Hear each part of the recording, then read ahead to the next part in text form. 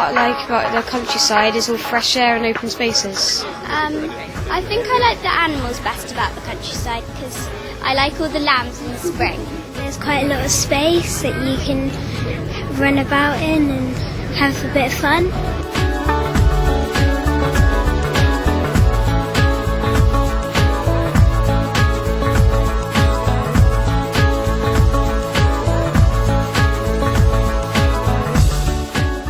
I think people are becoming much more aware of the produce that's available in the countryside, and I think people are willing to actually experiment with organic food.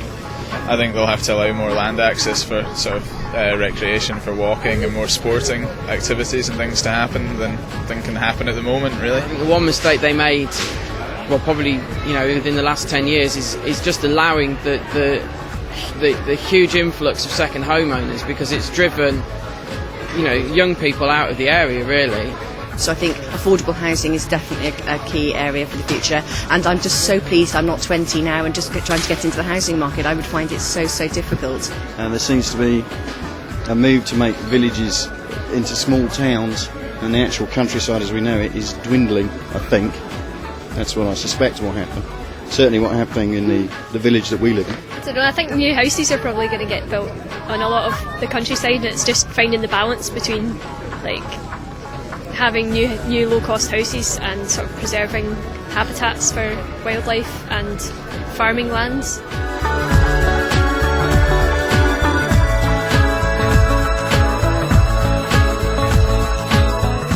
What is particularly happening in this part of the world, of course, is people are buying the large farmhouses and breaking up the land, so you've got less farms anyway being made available to the younger guys. As we lose the farms, we lose the fields and the wildlife that goes with it. More housing, obviously more concrete. Yeah, I mean, unless you're running an incredibly efficient farm and you're on top of everything, diversification is probably the only way to go.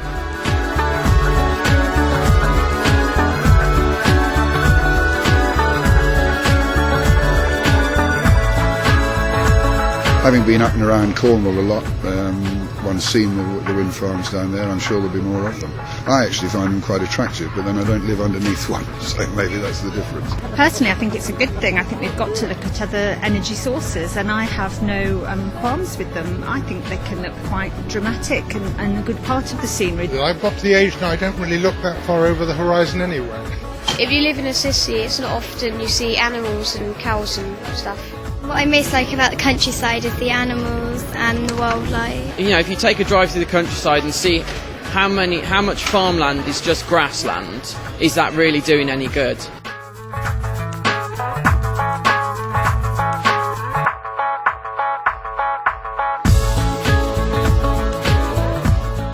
And I think farmers got to be given more incentive to grow crops for our own consumption and less of the imports into the country from other countries.